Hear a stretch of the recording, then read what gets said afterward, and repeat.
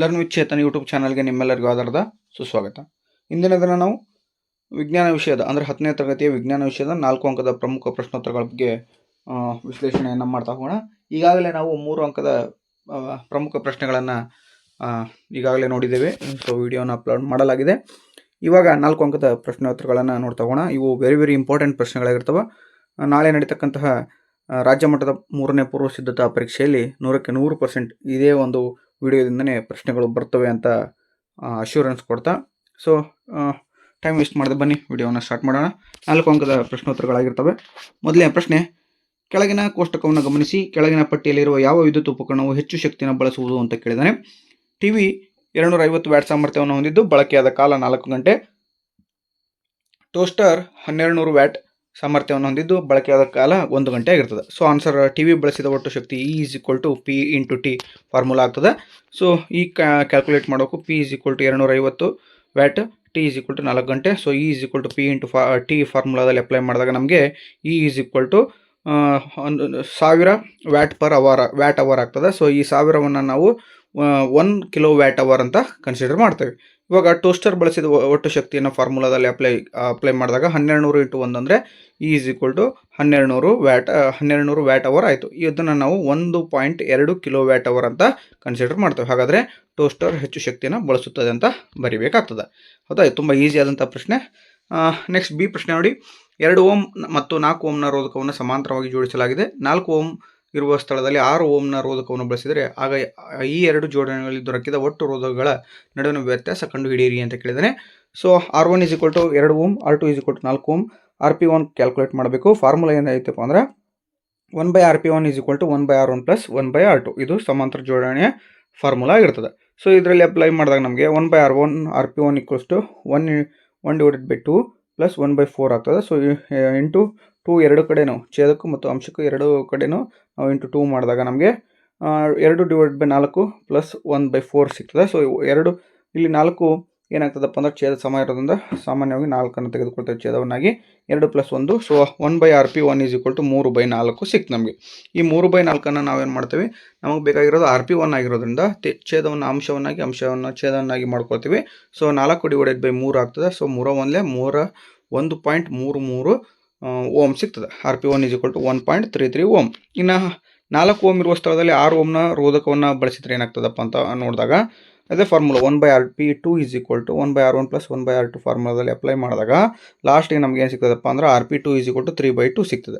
So 2 1.5 3 ಆಗ್ತದೆ. So RP2 = 1.5 ohm ಸಿಕ್ತು. ಓಕೆನಾ? ಈ 2 ಜೋಡಣೆಯಲ್ಲಿ ದೊರಕಿದ ಒಟ್ಟು ರೋಧಕಗಳ ನಡುವಿನ ವ್ಯತ್ಯಾಸ ಎಷ್ಟಪ್ಪ ಅಂದರೆ RP2 - RP1 = 1.5 - 1.33 = 0.17 ಓಮ್ ನಮಗೆ ಸಿಕ್ತು. RP = 0.17 ohm. ಓಕೆನಾ? ಸುಲಭವಾದಂಥ ಲೆಕ್ಕ. 4 ಅಂಕಗಳನ್ನು ಸುಲಭವಾಗಿ ಪಡಿಬೋದು. ಇನ್ನು ನೆಕ್ಸ್ಟ್ ಪ್ರಶ್ನೆ ನೋಡಿ. 350 ವ್ಯಾಟ್ ಸಾಮರ್ಥ್ಯದ ಬ್ರೆಡ್ ಟೋಸ್ಟರ್ ದಿನಕ್ಕೆ 6 ಗಂಟೆಗಳ ಕಾಲ ಬಳಕೆ ಆಗ್ತದೆ. 250 ವ್ಯಾಟ್ ಸಾಮರ್ಥ್ಯದ ಇಸ್ತ್ರಿಪೆಟ್ಟಿಗೆ ದಿನಕ್ಕೆ 4 ಗಂಟೆಗಳ ಕಾಲ ಬಳಕೆ ಆಗ್ತದೆ. ಈ ಉಪಕರಣಗಳನ್ನು 30 ದಿನಗಳ ಕಾಲ ಬಳಸಿದರೆ 1 ಕಿಲೋ ವ್ಯಾಟ್ ಅವರ್ಗೆ 4ರಂತೆ ಉಪಯೋಗಿಸಿದ ಶಕ್ತಿಯ ಒಟ್ಟು ಮೌಲ್ಯವನ್ನು ಲೆಕ್ಕಾಚಾರ ಮಾಡಿ ಅಂತ ಕೇಳ್ತಾನೆ. 30 ದಿನಗಳಲ್ಲಿ ಬ್ರೆಡ್ ಟೋಸ್ಟರ್ ಬಳಸಿದ ಒಟ್ಟು ಶಕ್ತಿ 350 × 6 × 30, ಸೊ 63,000 ವ್ಯಾಟ್ ಅವರ್ ಆಗ್ತದೆ. ಸೊ ಈ 63,000 ವ್ಯಾಟ್ ಅವರನ್ನು ನಾವು 63 ಕಿಲೋ ವ್ಯಾಟ್ ಅವರ್ ಅಂತ ಕನ್ಸಿಡರ್ ಮಾಡ್ತೇವೆ. ಇನ್ನು 30 ದಿನಗಳಲ್ಲಿ ಇಸ್ತ್ರಿಪೆಟ್ಟಿಗೆ ಬಳಸಿದ ಒಟ್ಟು ಶಕ್ತಿ ಎಷ್ಟಪ್ಪ ಅಂದರೆ 250 × 4 × 30, ಸೊ 30,000 ವ್ಯಾಟ್ ಅವರ್ ಸಿಗ್ತದೆ. ಈ 30,000 ವ್ಯಾಟ್ ಅವರನ್ನು ನಾವು 30 ಕಿಲೋ ವ್ಯಾಟ್ ಅವರ್ ಅಂತ ಕನ್ಸಿಡರ್ ಮಾಡ್ತೇವೆ. ಹಾಗಾದರೆ ಇವನ್ನೆರಡನ್ನು ಕೂಡಿಸ್ಬೇಕಾಗ್ತದೆ ನಾವು. ಬ್ರೆಡ್ ಟೋಸ್ಟರ್ ಮತ್ತು ಇಸ್ತ್ರಿಪೆಟ್ಟಿಗೆ ಬಳಸಿದ ಒಟ್ಟು ಶಕ್ತಿ 63 kilo watt hour + 30 kilo watt hour = 93 kilo watt hour. ಓಕೆನಾ? ಈ 93 ಕಿಲೋ ವ್ಯಾಟ್ ಅವರ್ಗೆ ಎಷ್ಟು ರೂಪಾಯಿ? ಅದು 1 ಕಿಲೋ ವ್ಯಾಟ್ ಅವರ್ಗೆ 4 ರೂಪಾಯಿ. ನನಗೆ 93 ಕಿಲೋ ವ್ಯಾಟ್ ಅವರ್ಗೆ ಎಷ್ಟು ರೂಪಾಯಿ ಆಯ್ತು ಅಂತ ಚೆಕ್ ಮಾಡಿದಾಗ 372 ರೂಪಾಯಿ ಆಗ್ತದೆ. ಓಕೆನಾ? ಇನ್ನು ಬಿ ಪ್ರಶ್ನೆ ನೋಡಿ. 280 ವ್ಯಾಟ್ ಸಾಮರ್ಥ್ಯವನ್ನು ಹೊಂದಿರುವ ಒಂದು ಫ್ಯಾನನ್ನು 220 ವೋಲ್ಟ್ ವಿಭವಾಂತರದ ಮೂಲಕ್ಕೆ ಸಂಪರ್ಕಿಸಲಾಗಿದೆ. ಈ ಮಂಡಲದಲ್ಲಿನ ವಿದ್ಯುತ್ ಪ್ರವಾಹ ಮತ್ತು ವಿದ್ಯುತ್ ರೋಧ ಕಂಡುಹಿಡಿಯಿರಿ ಅಂತ ಹೇಳಿದ್ದಾನೆ. So P = 880 watt, V = 220 volt. I ಕಂಡುಹಿಡಿಯಬೇಕು ಮತ್ತು R ಕಂಡುಹಿಡಿಯಬೇಕು. ಫಾರ್ಮುಲಾ ಐತಿ P = V × I. ಆದರೆ ಇಲ್ಲಿ P ಮತ್ತು V ಕೊಟ್ಟಿರೋದ್ರಿಂದ I ಕಂಡುಹಿಡಿಯಬೇಕಾಗ್ತದೆ. I = P/V ಅಂತ ಕನ್ಸಿಡರ್ ಮಾಡಿ. I = 880 / 220. ಸೊ 0 ಗೆಟ್ ಕ್ಯಾನ್ಸಲ್ ಆಗಿ 22 1 22 4 ಆಗ್ತದೆ.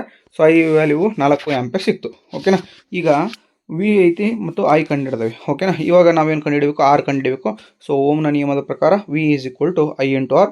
ಸೊ ಇಲ್ಲಿ ಆರ್ ಕಂಡುಹಿಡಬೇಕಾಗಿರೋದ್ರಿಂದ R is equal to V divide by I ಅಂತ ಕನ್ಸಿಡರ್ ಮಾಡಿಕೊಂಡು 220 ಡಿವೈಡ್ ಬೈ 4 ಅಂತ ತಗೋತೇವೆ. 4 1 4 55 R is equal to 55 ohm answer ಸಿಗ್ತದೆ. ಇನ್ನು ನೆಕ್ಸ್ಟ್ ಪ್ರಶ್ನೆ ನೋಡಿ, ಬೆಳಕಿನ ವಕ್ರೀಭವನದ ನಿಯಮಗಳು ಮತ್ತು ಪೀನ ದರ್ಪಣ ಹಾಗೂ ಪೀನ ಮೊಸರು ನಡುವಣ ವ್ಯತ್ಯಾಸ ಕೇಳಿದ್ದಾನೆ. ಸೊ ಬೆಳಕಿನ ವಕ್ರೀಭವನವನ್ನು ಈಗಾಗಲೇ 3 ಅಂಕದ ಪ್ರಶ್ನೆಗಳಲ್ಲಿ ನೋಡಿದ್ದೇವೆ. ನೆಕ್ಸ್ಟ್ ಆನ್ಸರ್ನ ನೋಡ್ತಾ ಹೋಗೋಣ. ಪೀನ ದರ್ಪಣ ಬೆಳಕನ್ನು ಪ್ರತಿಫಲಗೊಳಿಸುತ್ತದೆ, ಪೀನ ಮೊಸರು ಬೆಳಕನ್ನು ವಕ್ರೀಭವನಗೊಳಿಸ್ತದೆ. ಪೀನ ದರ್ಪಣ ಬೆಳಕನ್ನು ವಿಕೇಂದ್ರೀಕರಿಸಿದರೆ ಪೀನ ಮೊಸರು ಬೆಳಕನ್ನು ಕೇಂದ್ರೀಕರಿಸ್ತದೆ. ಪೀನ ದರ್ಪಣದಲ್ಲಿ ಯಾವಾಗಲೂ ಮಿಥ್ಯ ಮತ್ತು ನೇರವಾದ ಪ್ರತಿಬಿಂಬ ಉಂಟಾದ್ರೆ ಪೀನ ಮೊಸರದಲ್ಲಿ ಯಾವಾಗಲೂ ಸತ್ಯ ಮತ್ತು ತಲೆಕೆಳಗಾದ ಪ್ರತಿಬಿಂಬ ಉಂಟಾಗ್ತದೆ. ಚಿತ್ರ ಈ ರೀತಿಯಾಗಿರ್ತದೆ. ಓಕೆನಾ. ನೆಕ್ಸ್ಟ್ ಪ್ರಶ್ನೆ ನೋಡ್ತಾ ಹೋಗೋಣ. ಎ ಈಕ್ವಲ್ಸು ನೆಕ್ಸ್ಟ್ ಪ್ರಶ್ನೆ, ಎನ್ ಬ್ಯೂಟೇನ್ ಮತ್ತು ಐಸೋಬ್ಯೂಟೇನ್ಗಳ ರಚನೆ ಈ ರೀತಿಯಾಗಿರ್ತದೆ. ಸೊ ಇಲ್ಲಿ ರಚನಾ ಸಮಾಂಗಿಗಳು ಎಂದರೇನು ಅಂತ ಕೇಳಿ ಉದಾಹರಣೆ ಕೇಳ್ತಾನೆ. ಸೊ ಅಣುಸೂತ್ರ ಒಂದೇ ಆಗಿದ್ದು ರಚನೆಗಳು ಬೇರೆ ಬೇರೆಯಾಗಿರುವ ಕಾರ್ಬನ್ ಸಂಯುಕ್ತಗಳನ್ನು ನಾವು ರಚನಾ ಸಮಾಂಗಿಗಳು ಅಂತ ಕರಿತೀವಿ. ಉದಾಹರಣೆಗೆ ಎನ್ ಬ್ಯೂಟೇನ್ ಮತ್ತು ಐಸೋಬ್ಯೂಟೇನ್ ಆಗಿರ್ತದೆ. ಎಸ್ಟರೀಕರಣ ಕ್ರಿಯೆ ಅಂದ್ರೇನು, ಎಥನಾಲ್ನಿಂದ ಈಥೀನ್ ಹೇಗೆ ಪಡೆಯುವಿರಿ ಅಂತ ಕೇಳ್ತಾನೆ. ಆಲ್ಕೋಹಾಲ್ ಮತ್ತು ಕಾರ್ಬಾಕ್ಸಿಲಿಕ್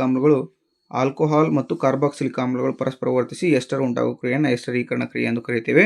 ಎಥನಾಲ್ 443 ಕೆಲ್ವಿನ್ ತಾಪದಲ್ಲಿ ಹೆಚ್ಚಿನ ಪ್ರಮಾಣದ ಸಾರೀಕೃತ ಸಲ್ಫ್ಯೂರಿಕ್ ಆಮ್ಲದೊಂದಿಗೆ ಕಾಯಿಸಿದಾಗ ಎಥನಾಲ್ ನಿರ್ಜಲೀಕರಣಗೊಂಡು ಈಥೀನ್ ಉತ್ಪತ್ತಿಯಾಗ್ತದೆ. CH3CH2OH in the presence of ಸಾರ ಸಲ್ಫ್ಯೂರಿಕ್ ಆಮ್ಲ CH2 double bond CH2 plus H2O ಸರಿಯಾದ ಉತ್ತರ ಆಗಿರ್ತದೆ. ಇನ್ನು ನೈಟ್ರೋಜನ್ ಪ್ರೋಪೈನ್ ಅಣುಗಳ ಚುಕ್ಕಿ ರಚನೆಯನ್ನು ಬರೀರಿ ಅಂತ ಕೇಳ್ತಾನೆ. ಚುಕ್ಕಿ ರಚನೆ ಈಸಿಯಾಗಿರ್ತದೆ, 2 ಅಂಕ ಸಿಗ್ತದೆ ನಿಮ್ಗೆ. ಈಗಾಗಲೇ ನಾವು ಕಾರ್ಬನ್ ಸಂಯುಕ್ತಗಳ ಮೇಲಿನ ಪಾಠದಲ್ಲಿರ್ತಕ್ಕಂಥ ಎಲ್ಲ ರಚನೆಗಳನ್ನು ಕೂಡ ಒಂದೇ ಸಪ್ರೇಟ್ ಆದಂಥ ವಿಡಿಯೋ ಮಾಡಿ ಅಪ್ಲೋಡ್ ಮಾಡಿದ್ದೇವೆ. ಸೊ ಅದರಲ್ಲಿ ಹೋಗಿ ರಚನೆಗಳನ್ನು ನೋಡಿ ಅಂತ ಹೇಳ್ತಾ, ಇನ್ನು ಸಾಬೂನು ಕೊಳೆಯನ್ನು ಸ್ವಚ್ಛಗೊಳಿಸುವ ಪ್ರಕ್ರಿಯೆಯನ್ನು ವಿವರಿಸಿ ಅಂತ ಕೇಳಿದ್ದಾನೆ. ಸೊ ವೆರಿ ಇಂಪಾರ್ಟೆಂಟ್ ಪ್ರಶ್ನೆ ಆಗಿರ್ತದೆ ಇದು. ಬಂದೇ ಬರ್ತದೆ, ಫಿಕ್ಸ್ ಕ್ವಶನ್ ಅಂತಲೇ ಹೇಳ್ಬೋದು. ಸಾಬೂನಿನ ಅಣುಗಳು ತುದಿಗಳನ್ನು ಹೊಂದಿವೆ. ಅವು ಒಂದು ಜಲಾಕರ್ಷಕ, ಇನ್ನೊಂದು ಜಲವಿಕರ್ಷಕ. ನೆಕ್ಸ್ಟು ಸಾಬೂನು ನೀರಿನ ಮೇಲ್ಮೈನಲ್ಲಿ ಇದ್ದಾಗ ಜಲವಿಕರ್ಷಕ ತುದಿಗಳು ವಿಲೀನವಾಗುವುದಿಲ್ಲ ಮತ್ತು ಜಲಾಕರ್ಷಕ ತುದಿಗಳು ನೀರಿನಲ್ಲಿ ವಿಲೀನವಾಗುತ್ತದೆ ಮತ್ತು ನೀರಿನಿಂದ ಹೊರಚಾಚಿಕೊಂಡಿರುತ್ತವೆ. 3ನೇ ಅಂಶ, ನೀರಿನಲ್ಲಿ ಈ ಅಣುಗಳು ಅನನ್ಯ ವಿನ್ಯಾಸ ಹೊಂದಿದ್ದು ಇದು ಹೈಡ್ರೋಜನನ್ನು ಕಾರ್ಬನ್ಗಳನ್ನು ನೀರಿನಿಂದ ಹೊರಗಿಡುತ್ತದೆ ಅಂತ ಹೇಳ್ತೀವಿ. ಇನ್ನು ನೆಕ್ಸ್ಟ್, ನೀರಿನಿಂದ ಹೊರ ಮೇಲ್ಮೈನಲ್ಲಿ ಜಲವಿಕರ್ಷಕ ತುದಿ ಹಾಗೂ ನೀರಿನ ಒಳ ಮೇಲ್ಮೈನಲ್ಲಿ ಜಲ ಆಕರ್ಷಕ ತುದಿಗಳು ಕಂಡುಬರುತ್ತವೆ. ಇದನ್ನು ಮಿಸೆಲ್ಗಳು ಎಂದು ಕರಿತೀವಿ. ಓಕೆನಾ. ಇನ್ನು ನೆಕ್ಸ್ಟ್ ಪ್ರಶ್ನೆ ನೋಡ್ತಾ ಹೋಗೋಣ.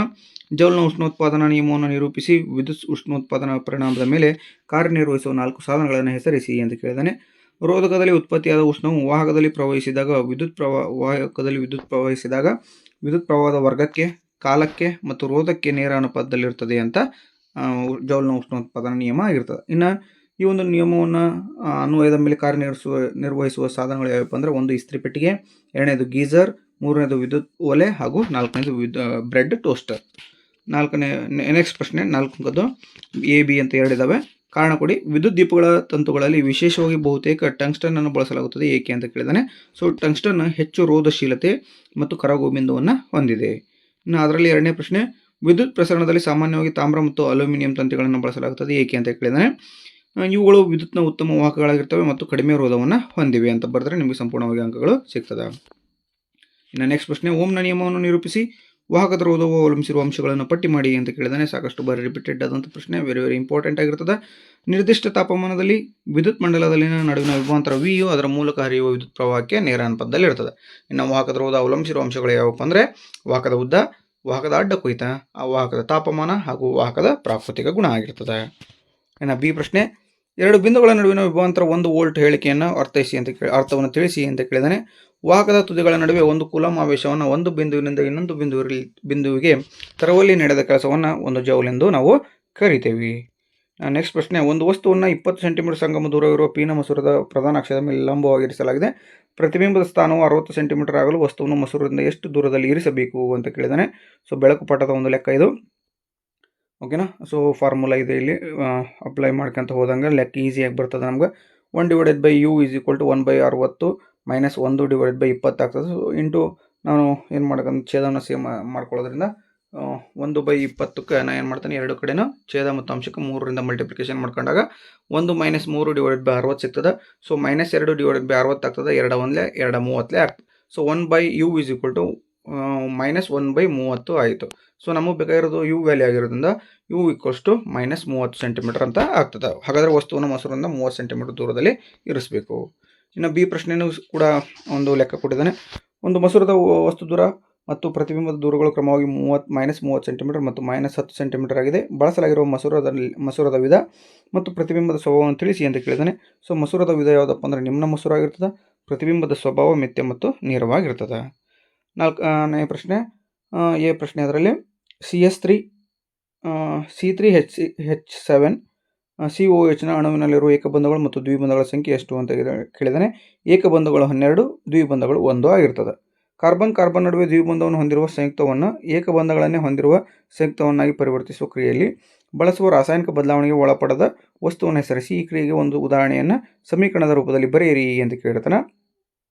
ನೆಕ್ಸ್ಟ್ ಪ್ರಶ್ನೆ ನೋಡ್ತಾ ಹೋಗೋಣ. ಅದೇ ರೀತಿ ಇಲ್ಲಿ ಆನ್ಸರ್ ಮಿಸ್ ಆಗಿದೆ, ಕ್ಷಮೆ ಇರಲಿ. ನೆಕ್ಸ್ಟ್ ನಾವು ಆ ಒಂದು ಆನ್ಸರನ್ನು ತರಲಿಕ್ಕೆ ಪ್ರಯತ್ನ ಮಾಡ್ತೇವೆ. ಅದು ಕಟ್ ಆಗಿದೆ, ಆ ಪೇಜ್ನ ಮಿಸ್ ಮಾಡಿದ್ದೇನೆ ನಾನು, ಕ್ಷಮೆ ಇರಲಿ. ಓಕೆನಾ. ಇನ್ನು ನೆಕ್ಸ್ಟ್ ಸೈಕ್ಲೋಪೆಂಟೇನ್ ಮತ್ತು ಪ್ರೊಪೆನಾಲ್ ರಚನಾ ಸೂತ್ರ ಇದೆ. ಸೊ ಈಸಿಯಾಗಿದೆ. ಇನ್ನೊಂದು ನಾವು ಆಲ್ರೆಡಿ ಅಪ್ಲೋಡ್ ಮಾಡಿರ್ತಕ್ಕಂಥ ವಿಡಿಯೋದಲ್ಲಿ ಇವೆಲ್ಲವೂ ಇದ್ದಾವೆ, ಅದನ್ನು ಸಪ್ರೇಟಾಗಿ ನೋಡಿ ಅಂತ ಹೇಳ್ತಾ ಇಲ್ಲಿದೆ ನೋಡಿ. ಸಿ ಪ್ರಶ್ನೆ RC⋯C ಇಲ್ಲಿ RR ಅಂತ ಇದೆಯಲ್ಲ, ಇಲ್ಲಿ H ಅಂತ ಬರೀಬೇಕಾಗ್ತದೆ ನಾವು. ನಿಕ್ಕಲ್ ಕ್ರಿಯಾವರ್ಧಕ ಹೈಡ್ರೋಜನ್ ಈಥೀನ್ ಇದ್ದದ್ದು ಏನಾಗತ್ತಪ್ಪ ಅಂದರೆ ಈಥೇನ್ ಆಗಿ ಕನ್ವರ್ಟ್ ಆಗ್ತದೆ. ಓಕೆನಾ. ನೋಡಿ ಕಾರ್ಬನ್ ನಡುವೆ ದ್ವಿಬಂಧವನ್ನು ಹೊಂದಿರೋ ಇದೆ. ಬಿ ಪ್ರಶ್ನೆ ಕೂಡ ಇದೇ ರೀತಿ ಆನ್ಸರ್ ಬರ್ತದೆ. ಓಕೆನಾ, ಇದೇ ರೀತಿಯಾಗಿರ್ತದೆ. ಇನ್ನು 4ನೇ ಪ್ರಶ್ನೆ ಜೈವಿಕ ವಿಘಟನೆಗೆ ಒಳಗಾಗುವ ವಸ್ತುಗಳು ಎಂದರೇನು? ಸೂಕ್ಷ್ಮ ಜೀವಿಗಳು ಚಟುವಟಿಕೆಯಿಂದ ವಿಭಜನೆಗೆ ಒಳಗಾಗುವ ವಸ್ತುಗಳಿಗೆ ಜೈವಿಕ ವಿಘಟನೆಯಾಗುವ ವಸ್ತುಗಳು ಅಂತ ಕರೀತಾರೆ. ಓಝೋನ್ ಪದರದ ಕುಸಿತಕ್ಕೆ ಕಾರಣವಾದ ಸಂಶ್ಲೇಷಿತ ರಾಸಾಯನಿಕ ಯಾವುದು ಅಂದರೆ CFC ಆಗಿರ್ತದೆ. ವಿಘಟಕ ಜೀವಿಗಳಿಗೆ 2 ಉದಾಹರಣೆ ಬರೆಯಿರಿ ಅಂತ ಕೇಳಿದರೆ ಬ್ಯಾಕ್ಟೀರಿಯಾ ಮತ್ತು ಶಿಲೀಂಧ್ರ ಆಗಿರ್ತದೆ. ಇನ್ನು ನೆಕ್ಸ್ಟ್ ಪ್ರಶ್ನೆ ಮಹಾಪಧಮನಿ ಮತ್ತು ಪುಪ್ಪಸಕಾಪಧಮನಿಯ ಕಾರ್ಯ ಏನು ಕೇಳಿದ್ದಾನೆ. ಮಹಾಪಧಮನಿ ಕಾರ್ಯ ಆಕ್ಸಿಜನ್ ಯುಕ್ತ ರಕ್ತವನ್ನು ಹೃದಯದಿಂದ ದೇಹದ ಎಲ್ಲ ಭಾಗಗಳಿಗೆ ಸಾಗಿಸ್ತದೆ. ಪುಪ್ಪಸಕಾಪಧಮನಿ ಆಕ್ಸಿಜನ್ ಯುಕ್ತ ರಕ್ತವನ್ನು ಶ್ವಾಸಕೋಶಗಳಿಂದ ಹೃದಯಕ್ಕೆ ಸಾಗಿಸ್ತದೆ. ನೆಕ್ಸ್ಟ್ ಬಿ ಪ್ರಶ್ನೆ ನೋಡಿ. ದ್ಯುತಿ ಸಂಶ್ಲೇಷಣೆಯಲ್ಲಿ ಜರುಗುವ ಘಟನೆಗಳನ್ನು ತಿಳಿಸಿ ಅಂತ ಕೇಳಿದ್ದಾನೆ. ಕ್ಲೋರೋಫಿಲ್ನಿಂದ ಬೆಳಕಿನ ಶಕ್ತಿ ಇರುವಿಕೆ. ಬೆಳಕಿನ ಶಕ್ತಿ ರಾಸಾಯನಿಕ ಶಕ್ತಿಯಾಗಿ ಪರಿವರ್ತನೆ ಆಗ್ತದೆ. ನೀರಿನ ಅಣುಗಳು ಹೈಡ್ರೋಜನ್ ಮತ್ತು ಆಕ್ಸಿಜನ್ ಆಗಿ ವಿಭಜನೆ ಆಗ್ತದೆ. ಕಾರ್ಬನ್ ಡೈಆಕ್ಸೈಡ್ ಕಾರ್ಬೋಹೈಡ್ರೇಟ್ ಆಗಿ ಪರಿವರ್ತನೆ ಆಗ್ತದೆ. ಓಕೆನಾ. ಇನ್ನು ಸಮೀಕರಣ ನೋಡಿ. C6H12O6 + H2O gives rise to 6CO2 + 6O2 + 2H2O ಅಂತ ಬರಿಬೇಕಾಗ್ತದೆ. 12H2O ಅದು ಆನ್ಸರ್. ನೆಕ್ಸ್ಟ್ 5ನೇ ಪ್ರಶ್ನೆ ನೋಡಿ. ಕೋಶೀಯ ಉಸಿರಾಟದ ಮೊದಲ ಹಂತದಲ್ಲಿ ಗ್ಲೂಕೋಸ್ ಅಣುವು ಕೋಶ ದ್ರವ್ಯದಲ್ಲಿ ಯಾವ ಅಣುವಾಗಿ ವಿಭಜಿಸಲ್ಪಡುತ್ತದೆ? ಸ್ನಾಯು ಕೋಶಗಳಲ್ಲಿ ಹೇಗೆ ವಿಭಜನೆ ಆಗ್ತದೆ ಅಂತ ಕೇಳ್ತಾನೆ. ಸೊ ಪೈರುವೇಟ್ ಆಗಿ ವಿಭಜನೆ ಆಗ್ತದೆ. ಆಕ್ಸಿಜನ್ ಕೊರತೆಯಿಂದ ಲ್ಯಾಕ್ಟಿಕ್ ಆಮ್ಲವಾಗಿ ವಿಭಜನೆ ಆಗ್ತದೆ. ಇನ್ನು ಕ್ಸೈಲಮ್ ಮತ್ತು ಫ್ಲೋಯಮ್ಗಳಿರುವ ವ್ಯತ್ಯಾಸ 2 ಕೇಳಿದ್ದಾನೆ. ಕ್ಸೈಲಮ್ ನೀರು ಮತ್ತು ಲವಣಗಳನ್ನು ಸಾಗಿಸುತ್ತದೆ. ಫ್ಲೋಯಮ್ ಆಹಾರದ ವಸ್ತುಗಳನ್ನು ಸಾಗಿಸ್ತದೆ. ಕ್ಸೈಲಮ್ನಲ್ಲಿ ವಸ್ತುವು ಹರಿವು ಏಕಮುಖವಾಗಿರ್ತದೆ. ಫ್ಲೋಯಮ್ನಲ್ಲಿ ವಸ್ತುವಿನ ಹರಿವು ದ್ವಿಮುಖವಾಗಿರ್ತದೆ. ಕ್ಸೈಲಮ್ ನಳಿಕೆಗಳು ನಾಳಗಳು ಬೇರ್ನಿಂದ ಕಾಂಡಕ್ಕೆ ವಸ್ತುಗಳನ್ನು ಸಾಗಿಸಿದರೆ ಫ್ಲೋಯಮ್ನಲ್ಲಿ ಜರಡಿ ನಾಳ ಮತ್ತು ಸಂಗಾತಿ ಜೀವಕೋಶಗಳು ವಸ್ತುಗಳನ್ನು ಎಲ್ಲ ಭಾಗಗಳಿಗೆ ಸಾಗಿಸ್ತವೆ. ಕ್ಸೈಲಮ್ ಶೋಷಣ ಒತ್ತಡದಿಂದ ಕಾರ್ಯನಿರ್ವಹಣೆ ಮಾಡಿದರೆ ಫ್ಲೋಯಮ್ ಅಭಿಸರಣ ಒತ್ತಡದಿಂದ ಕಾರ್ಯವನ್ನು ನಿರ್ವಹಿಸ್ತದೆ. ನೆಕ್ಸ್ಟು ಬೆಳಕಿನ ಪ್ರತಿಫಲನ ಎಂದರೇನು? ಬೆಳಕಿನ ಪ್ರತಿಫಲನದ ನಿಯಮಗಳನ್ನು ನಿರೂಪಿಸಿ ಹಾಗೂ ದರ್ಪಣದ ಸಂಗಮ ದೂರ ಎಂದರೇನು ಅಂತ ಕೇಳಿದ್ದಾನೆ. ಸೊ ಬೆಳಕಿನ ಕಿರಣವು ನಯವಾದ ಹೊಳಪು ಮೇಲ್ಮೈ ಮೇಲೆ ಪತನಗೊಂಡಾಗ ಮರಳಿ ಅದೇ ಮಾಧ್ಯಮದಲ್ಲಿ ಚಲಿಸುವ ವಿದ್ಯಮಾನವನ್ನು ನಾವು ಬೆಳಕಿನ ಪ್ರತಿಫಲನ ಅಂತ ಕರಿತೀವಿ. ಅದನ್ನು ಇನ್ನೊಂದು ರೀತಿ ಡೆಫಿನೇಷನ್ ಹೇಳೋದಾದರೆ ನಯವಾದ ಅಥವಾ ಅಪಾರದರ್ಶಕ ವಸ್ತುವಿನ ಮೇಲ್ಮೈನಿಂದ ವಕ್ರೀಯ ಕಿರಣಗಳು ಹಿಂತಿರುಗಿ ಬರುವ ವಿದ್ಯಮಾನವನ್ನು ಪ್ರತಿಫಲನ ಅಂತ ಕರಿತೀವಿ. ಇನ್ನು ಪ್ರತಿಫಲನದ ನಿಯಮಗಳು ನೋಡ್ರಿ. ಪತನ ಕೋನವು ಪ್ರತಿಫಲನ ಕೋನಕ್ಕೆ ಸಮನಾಗಿರ್ತದೆ. ಹಾಗೆ 2ನೇ ನಿಯಮ ಪತನ ಕಿರಣ ಪ್ರತಿಫಲನ ಕಿರಣ ಮತ್ತು ಪತನ ಬಿಂದುವಿನಲ್ಲಿ ಎಳೆದ ಲಂಬ ಇವು 3 ಒಂದೇ ಸಮತಲದಲ್ಲಿ ಇರ್ತವೆ. ನೆಕ್ಸ್ಟು ಮಸೂರದ ಸಂಗಮ ದೂರ ಡೆಫಿನಿಷನ್ನು. ಗೋಳೀಯ ದರ್ಪಣದ ಧ್ರುವ ಮತ್ತು ಸಂಗಮ ಬಿಂದುಗಳ ನಡುವಿನ ದೂರವನ್ನು ಮಸೂರದ ಸಂಗಮ ದೂರ ಎಂದು ಕರಿತೀವಿ. ನೆಕ್ಸ್ಟ್ ಪ್ರಶ್ನೆ ಬೆಳಕಿನ ವಕ್ರೀಭವನ ಎಂದರೇನು? ಬೆಳಕಿನ ವಕ್ರೀಭವನದ ಸ್ನೆಲ್ನ ನಿಯಮವನ್ನು ನಿರೂಪಿಸಿ ಮಸೂರಕ್ಕೆ ಸಂಬಂಧಿಸಿದಂತೆ ಕೆಳಗಿನವುಗಳನ್ನು ವ್ಯಾಖ್ಯಾನಿಸಿ ಅಂತ ಕೇಳಿದಾನೆ. ದೃಕ್ಕೇಂದ್ರ ದ್ಯುತಿಕೇಂದ್ರ ಅಂತ ಇದೆ. ನೆಕ್ಸ್ಟ್ ಆನ್ಸರ್ ನೋಡ್ತಗೋಣ. ಬೆಳಕು ಒಂದು ಮಾಧ್ಯಮದಿಂದ ಇನ್ನೊಂದು ಮಾಧ್ಯಮಕ್ಕೆ ಓರೆಯಾಗಿ ಚಲಿಸುವಾಗ 2ನೇ ಮಾಧ್ಯಮದಲ್ಲಿ ಪ್ರಸರಣದ ದಿಕ್ಕನ್ನು ಬದಲಾಗುವ ಪ್ರಕ್ರಿಯೆಗೆ ಬೆಳಕಿನ ವಕ್ರೀಭವನ ಎಂದು ಕರೆಯುತ್ತೀವಿ. ಕೊಟ್ಟಿರುವ ಬೆಳಕಿನ ನಿರ್ದಿಷ್ಟ ಬಣ್ಣ ಮತ್ತು ನೀಡಿರುವ ಜೋಡಿ ಮಾಧ್ಯಮಗಳಿಗೆ ಪತನ ಕೋನದ ಸೈನು ಮತ್ತು ವಕ್ರೀಮ ಕೋನದ ಸೈನುಗಳ ಅನುಪಾತ ಸ್ಥಿರವಾಗಿರ್ತದೆ. ಇದನ್ನು ನಾವು ಎಂತ ಕರಿತೀವಪ್ಪ ಅಂದರೆ ಸ್ನೆಲ್ನ ನಿಯಮ ಅಂತ ಕರಿತೀವಿ. sin I / sin R = ಸ್ಥಿರಾಂಕವಾಗಿರ್ತದೆ. ದೃಕ್ಕೇಂದ್ರ ಅಂದರೆ ಮಸೂರದ ಕೇಂದ್ರ ಬಿಂದುವನ್ನು ದೃಕ್ಕೇಂದ್ರ ಅಂತ ಕರಿತೀವಿ. ದ್ಯುತಿಕೇಂದ್ರ ಅಂದರೆ ಗೋಳೀಯ ಮಸೂರದ ವೃತ್ತಾಕಾರದ ಸೀಮಾರೇಖೆಯ ವ್ಯಾಸವನ್ನು ಅದರ ದ್ಯುತಿಕೇಂದ್ರ ಎಂದು ಕರಿತೀವಿ. ಇನ್ನು ನೆಕ್ಸ್ಟ್ ಲೆಕ್ಕ ಕೊಟ್ಟಿದ್ದಾನೆ. ಕೆಳಗೆ ಕೊಟ್ಟಿರುವ ವಿದ್ಯುತ್ ಮಂಡಲದ ಚಿತ್ರವನ್ನು ಗಮನಿಸಿ ಈ ಮಂಡಲದ ಒಟ್ಟು ರೋಧವನ್ನು ಮತ್ತು ಒಟ್ಟು ವಿದ್ಯುತ್ ಪ್ರವಾಹನ ಕಂಡುಹಿಡಿಯಿರಿ ಅಂತ ಕೇಳಿದ್ದಾನೆ. So R1 = 12 ohm, R2 8 ohm, R3 16 ohm, R4 3 ohm ಮತ್ತು V = 9 ವೋಲ್ಟ್ ಆಗ್ತದೆ. ಸೊ I ಕಂಡುಹಿಡಿಯಬೇಕಾಗ್ತದೆ. ಸೊ ಮೊದಲಿಗೆ R ಅನ್ನು ಕಂಡುಹಿಡಿಯಬೇಕಾಗ್ತದೆ. 1/Rp = 1/R1 + 1/R2 + 1/R3. So ಇಲ್ಲಿ LCM ತೆಗೆದುಕೊಂಡು 48 ಸಿಗ್ತದೆ. ನಮಗೆ ಒಟ್ಟು 1/Rp = 13/48 ಆಗ್ತದೆ. ನಮಗೆ ಬೇಕಾಗಿರೋದು Rp ಆಗಿರೋದ್ರಿಂದ Rp = 48/13 ತೆಗೆದುಕೊಂಡಾಗ 3.64 ಸಿಕ್ತು. ಇದೇನಪ್ಪ ಅಂದರೆ Rp = 3.64 ಓಮ್ ಆಯಿತು. ಈಗ ವಿದ್ಯುತ್ ಮಂಡಲದ ಒಟ್ಟು ರೋಧ ಕಂಡುಹಿಡಿಯಬೇಕಾಗುತ್ತದೆ. Rp + R4 ಸರಣಿ ಕ್ರಮದಲ್ಲಿ ಇರೋದ್ರಿಂದ ಕೂಡಿಸಿದಾಗ ನಮಗೆ 6.69 ಓಮ್ ಸಿಕ್ತು. ಇದನ್ನು ನಾವು ವಿದ್ಯುತ್ ಪ್ರವಾಹ I = V/R ರಲ್ಲಿ ಅಪ್ಲೈ ಮಾಡಿದಾಗ ಸೊ I = 9/9.69ರಲ್ಲಿ ಡಿವಿಷನ್ ಮಾಡಿದಾಗ I = 9.34 ಆಂಪಿಯರ್ ಸಿಗ್ತದೆ. ಓಕೆನಾ. ಇನ್ನು ನೆಕ್ಸ್ಟ್ ಬಿ ಪ್ರಶ್ನೆ ನೋಡಿ. 50 ವ್ಯಾಟ್ ದರದ ಎಲೆಕ್ಟ್ರಿಕ್ ಫ್ಯಾನ್ ಒಂದು ದಿನದಲ್ಲಿ 6 ಗಂಟೆಗಳ ಕಾಲ ಬಳಕೆಯಾದರೆ 1 ಕಿಲೋ ವ್ಯಾಟ್ ಅವರಿಗೆ 4 ರು ಅಂತೆ 30 ದಿನಗಳವರೆಗೆ ಬಳಸುವ ಶಕ್ತಿಯ ಮೌಲ್ಯವೆಷ್ಟು ಅಂತ ಕೇಳಿದ್ದಾನೆ. ಸೊ 30 ದಿನಗಳಲ್ಲಿ ಎಲೆಕ್ಟ್ರಿಕ್ ಫ್ಯಾನ್ ಬಳಸಿದ ವಿದ್ಯುತ್ 50 ವ್ಯಾಟ್ ಇಂಟು 6 ಗಂಟೆ ಇಂಟು 30 ದಿನಗಳಾಗ್ತದೆ. ಸೊ 9000 ವ್ಯಾಟ್ ಅವರ್ ಆಗ್ತದೆ. ಸೊ ಈ 9000 ವ್ಯಾಟ್ ಅವರನ್ನು ನಾವು 9 ಕಿಲೋ ವ್ಯಾಟ್ ಅವರ್ ಅಂತ ಹೇಳ್ತೀವಿ. ಸೊ 1 ಕಿಲೋ ವ್ಯಾಟ್ ಅವರ್ಗೆ 4 ರೂಪಾಯಿ ಆದರೆ 9 ಕಿಲೋ ವ್ಯಾಟ್ ಅವರ್ಗೆ ಎಷ್ಟಪ್ಪ ಅಂತ ಕೇಳಿದಾಗ 36 ರೂಪಾಯಿ ಆಗ್ತದೆ. ಸೊ 9 × 4 ಅಂದರೆ 9 × 4 = 36. ಸೊ ಹಾಗಾಗಿ 36 ರೂಪಾಯಿಯನ್ನು ಖರ್ಚಾಗ್ತದೆ. ನೆಕ್ಸ್ಟು ಪರ್ಯಾಪ್ತ ಮತ್ತು ಅಪರ್ಯಾಪ್ತ ಸಂಯುಕ್ತಗಳ ವ್ಯತ್ಯಾಸ ಹಾಗೂ ಕಾರ್ಬನ್ ಸಂಯುಕ್ತಗಳ ರಚನಾ ವಿನ್ಯಾಸ ಅಂತ ಕೇಳಿದ್ದಾನೆ. ಸೊ ಬನ್ನಿ ನೋಡ್ತಾ ಹೋಗೋಣ.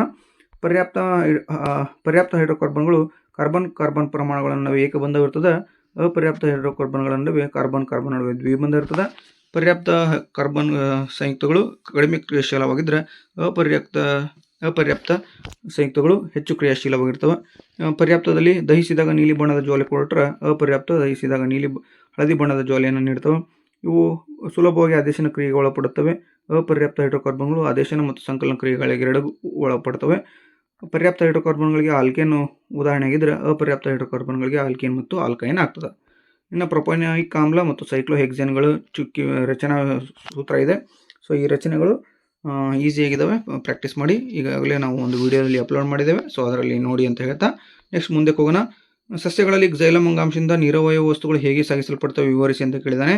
ಹಾಗೂ ಸಸ್ಯಗಳು ತ್ಯಾಜ್ಯ ಪದಾರ್ಥಗಳನ್ನು ಹೊರಹಾಕಲು ಬಳಸುವ ಯಾವುದಾದ್ರೂ 4 ವಿಧಾನಗಳನ್ನು ಕೇಳಿದ್ದಾನೆ. ಸೊ ಈ ಬಿ ಪ್ರಶ್ನೆ ಸಾಕಷ್ಟು ಬಾರಿ ರಿಪೀಟೆಡ್ ಆಗಿದ್ದು ಹೋದ ವರ್ಷ 2024ರಲ್ಲಿ ಆ್ಯನುವಲ್ ಎಕ್ಸಾಮ್ನಲ್ಲಿ ಬಂದಿರತಕ್ಕಂಥ ಪ್ರಶ್ನೆ ಆಗಿರ್ತದೆ, 25ರಲ್ಲಿ. ಓಕೆನಾ. ಇನ್ನು ಆನ್ಸರ್ ನೋಡಿ. ಸಸ್ಯದ ಎಲ್ಲ ಭಾಗಗಳನ್ನು ತಲುಪುವ ಕಾಲುವೆಗಳ ನಿರಂತರ ವ್ಯವಸ್ಥೆಯನ್ನು ನಿರ್ಮಿಸಲು ಕ್ಸೈಲಮ್ ಅಂಗಾಂಶದಲ್ಲಿ ನಳಿಕೆಗಳು ಮತ್ತು ಟ್ರಿಕೆಟ್ಗಳು ಪರಸ್ಪರ ಸಂಪರ್ಕವನ್ನು ಹೊಂದಿರ್ತವೆ. ಬೇರುಗಳಲ್ಲಿ ಮಣ್ಣಿನ ಸಂಪರ್ಕದಲ್ಲಿರುವ ಜೀವಕೋಶಗಳು ಸಕ್ರಿಯವಾಗಿ ಅಯಾನುಗಳನ್ನು ಹೀರಿಕೊಳ್ತವೆ. ಇದು ಬೇರು ಮತ್ತು ಮಣ್ಣಿನ ನಡುವೆ ಈ ಅಯಾನುಗಳ ಸಾರಥಿಯಲ್ಲಿ ವ್ಯತ್ಯಾಸ ಉಂಟು ಮಾಡುತ್ತದೆ. ಮಣ್ಣಿನಿಂದ ಬೇರುಗಳಿಗೆ ನೀರು ಚಲಿಸುತ್ತದೆ. ಎಲೆಗಳ ಜೀವಕೋಶದಿಂದ ಆವಿಯಾಗುವ ನೀರಿನ ಅಣುಗಳು ಶೋಷಣವನ್ನು ಉಂಟು ಮಾಡುವುದರಿಂದ ಬೇರುಗಳ ಕ್ಸೈಲಮ್ ಕೋಶಗಳಿಂದ ನೀರನ್ನು ಎಳೆದುಕೊಳ್ತವೆ. ಇನ್ನು ಬಾಷ್ಪ ವಿಸರ್ಜನೆಯ ಮೂಲಕ ಹೆಚ್ಚಾದ ನೀರನ್ನು ಹೊರಹಾಕ್ತವೆ. ಎಲೆಗಳನ್ನು ಉದುರಿಸುವ ಮೂಲಕ, ತಮ್ಮ ಸುತ್ತಲಿರುವ ಮಣ್ಣಿಗೆ ತ್ಯಾಜ್ಯ ವಸ್ತುಗಳನ್ನು ವಿಸರ್ಜಿಸುವ ಮೂಲಕ, ದ್ಯುತಿ ಸಂಶ್ಲೇಷಣೆಯ ಸಂದರ್ಭದಲ್ಲಿ ಆಕ್ಸಿಜನ್ ಹೊರಹಾಕ್ತವೆ. ತ್ಯಾಜ್ಯ ವಸ್ತುಗಳು ಜೀವಕೋಶದ ರಸದಾನಿಗಳಲ್ಲಿ ಸಂಗ್ರಹವಾಗುತ್ತವೆ ಹಾಗೂ ಅಂಟುಗಳ ಮತ್ತು ರಾಳಗಳ ರೂಪದಲ್ಲಿ ಹಳೆಯ ಕ್ಸೈಲಮ್ಗಳಲ್ಲಿ ಸಂಗ್ರಹವಾಗ್ತವೆ. ಇದು ಸಸ್ಯಗಳು ತ್ಯಾಜ್ಯ ವಸ್ತುಗಳನ್ನು ಹೊರಹಾಕುವ ಹಂತಗಳು ಅಂತ ಹೇಳ್ತಾನೆ. ಇನ್ನು ನೆಕ್ಸ್ಟು ಮಾನವನ ಸಣ್ಣ ಕೊರಳಿನಲ್ಲಿ ನಡೆಯುವ ಜೀರ್ಣಕ್ರಿಯೆಯನ್ನು ವಿವರಿಸಿ. ಮಾನವನ ಶ್ವಾಸಕೋಶದಲ್ಲಿ ಆಲ್ವಿಯೋಲಗಳ ಪ್ರಮುಖ ಕಾರ್ಯ ಏನು ಅಂತ ಕೇಳಿದಾನೆ. ಯಕೃತ್ತಿನಿಂದ ಸ್ರವಿಕೆಯಾಗುವ ಪಿತ್ತರಸವು ಆಮ್ಲೀಯ ಆಹಾರವನ್ನು ಕ್ಷಾರೀಯಗೊಳಿಸುತ್ತದೆ. ಪಿತ್ತರಸದ ಲವಣಗಳು ಸಂಕೀರ್ಣ ಕೊಬ್ಬಿನ ದೊಡ್ಡ ಕಣಗಳನ್ನು ಚಿಕ್ಕ ಚಿಕ್ಕ ದುಂಡು ಕಣಗಳಾಗಿ ವಿಭಜಿಸಿ ಕಿಣ್ವಗಳ ಕಾರ್ಯಕ್ಷಮತೆಯನ್ನು ಹೆಚ್ಚಿಸುತ್ತದೆ. ಮೆದೋಜೀರಕ ರಸದಲ್ಲಿರುವ ಟ್ರಿಪ್ಸಿನ್ ಪ್ರೋಟೀನನ್ನು ಜೀರ್ಣಿಸುತ್ತದೆ. ಮೆದೋಜೀರಕ ರಸದಲ್ಲಿರುವ ಲೈಪೇಸ್ ಎಮಲ್ಸೀಕರಣ ಕೊಬ್ಬುಗಳನ್ನು ವಿಭಜಿಸುತ್ತದೆ.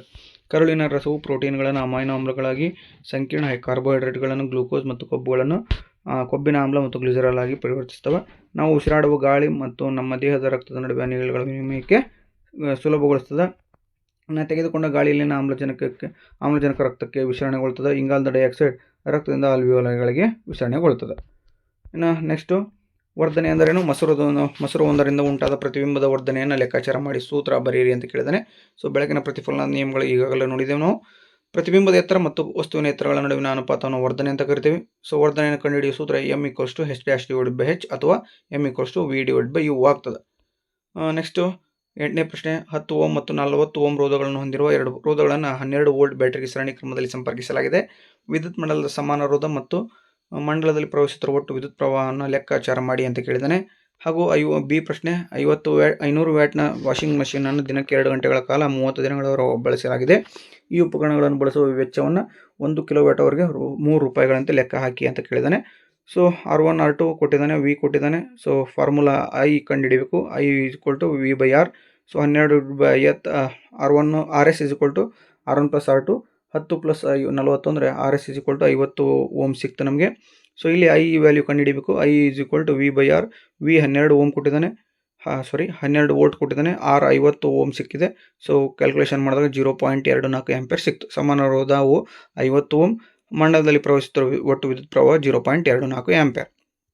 ಇನ್ನು ಒಂದು ದಿನಕ್ಕೆ ಬಳಸಿದ ಒಟ್ಟು ಶಕ್ತಿ ಎಷ್ಟಪ್ಪ ಅಂದರೆ 500 ವ್ಯಾಟ್ 0.5 ಕಿಲೋವ್ಯಾಟ್ ಅವರ್ ಆಗ್ತದೆ. 0.5 ಕಿಲೋವ್ಯಾಟ್ ಅವರ್ ಇಂಟು 2 ಮಲ್ಟಿಪ್ಲಿಕೇಶನ್ ಮಾಡಿದಾಗ 1 ಕಿಲೋವ್ಯಾಟ್ ಅವರ್ ಸಿಗ್ತದೆ ನಮಗೆ. ಓಕೆ, 1 ಕಿಲೋವ್ಯಾಟ್ ಅವರ್ಗೆ 30 ದಿನ ಕ್ಯಾಲ್ಕುಲೇಷನ್ ಮಾಡಿದಾಗ ಒಟ್ಟು ₹90 ಆಗ್ತದೆ ನಮಗೆ. ಓಕೆನಾ. ಉಪಕರಣವನ್ನು ಬಳಸುವ ವೆಚ್ಚ ಎಷ್ಟಪ್ಪ ಅಂದರೆ ₹90 ಆಗ್ತದೆ. ಇನ್ನು ನೆಕ್ಸ್ಟ್ ಪ್ರಶ್ನೆ ನೋಡಿ. 20 ಡಿಗ್ರಿ ಸೆಲ್ಸಿಯಸ್ನಲ್ಲಿ 2 ಮೀಟರ್ ಉದ್ದದ ಲೋಹದ ತಂತಿಯ ರೋಧವು 28 ಓಮ್ ಆಗಿರುತ್ತದೆ. ತಂತಿಯ ವ್ಯಾಸವು 0.04 ಮಿಲಿಮೀಟರ್ ಆಗಿದ್ದರೆ ಆ ತಾಪಮಾನದಲ್ಲಿ ಲೋಹದ ರೋಧಶೀಲತೆ ಎಷ್ಟಾಗಿರ್ತದೆ ಅಂತ ಕೇಳಿದ್ದಾನೆ.